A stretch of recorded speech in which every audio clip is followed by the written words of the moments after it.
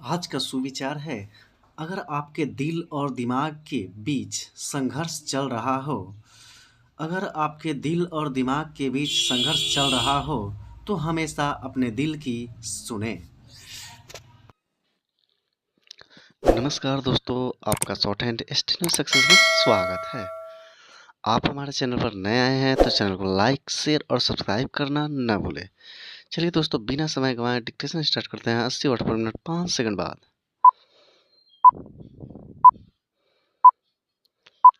Start.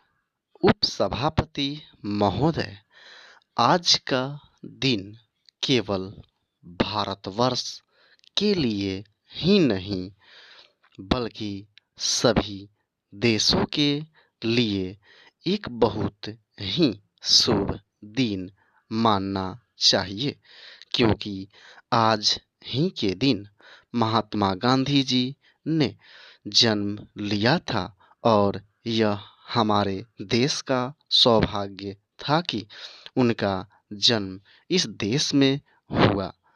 80 वर्षों तक काम करके और एक प्रकार से अपना काम पूरा करके वह चले गए, और जो काम वे अधूरा छोड़ गए उसका भार जो लोग बच गए हैं उन पर पड़ गया है।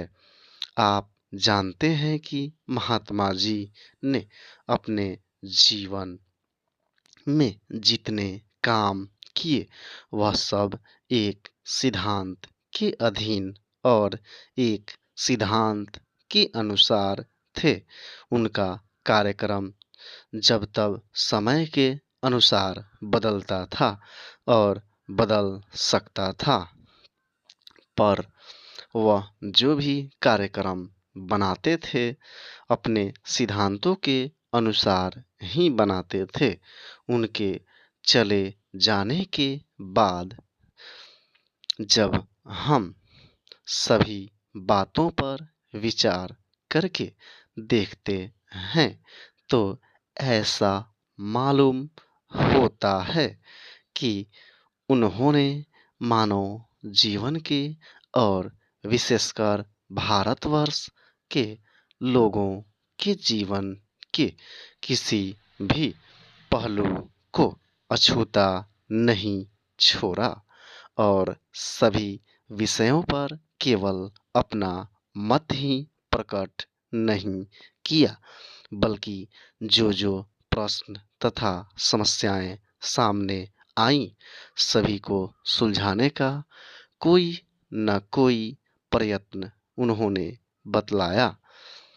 इस उस समय देश स्वाधीन नहीं था, इसलिए उनका ध्यान बहुत करके स्वाधीनता प्राप्ति की ओर गया और उसमें उनका समय भी बहुत लगा।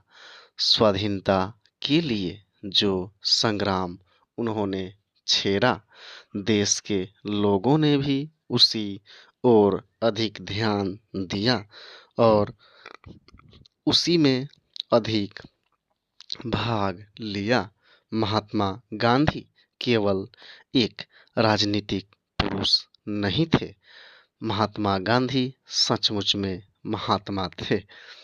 और महात्मा का अर्थ आप यह समझें कि जिसकी अंतरात्मा सभी बातों को समझती है, जीवन की किसी एक बात को लेकर नहीं, बल्कि जो व्यक्ति सभी बातों को का हल बताता है और अपने जीवन में उसको कार्य रूप में परिणत करके दिखलाता है, वही महात्मा होता है। इसलिए आज जब महात्मा जी नहीं रहे और जब हमको किसी प्रश्न पर सोचना पड़ता है तो हमें यह चीज ध्यान में रखनी चाहिए कि हम उनके सिद्धांत के अनुसार जो कार्यक्रम बना रहे हैं वह उनकी दृष्टि से ठीक उतरता है या नहीं। आज हम सबको एक बात मान लेनी पड़ेगी कि जब से हमने स्वराज्य प्राप्त किया और उसके थोड़े ही दिनों बाद महात्मा जी चले गए, तो हमारे ऊपर कई प्रकार की विपत्तियां आईं। हमारे सामने नित्य नए नए प्रश्न तथा नई नई समस्याएं आती रहीं और हम अपनी बुद्धि के अनुसार उनका हल निकालते रहे।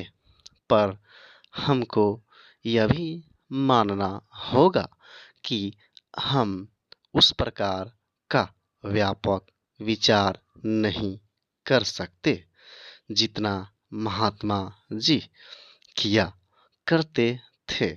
हम लोग किसी एक चीज को लेकर उसमें बह जाते हैं कि वही एक चीज है जिसको महात्मा जी चाहते थे, और इसी कारण लोग गांधी जी के साथ रहे हैं। स्टॉप। तो मिलते हैं ऐसे ही किसी नए टॉपिक के साथ, तब तक के लिए जय हिंद जय भारत।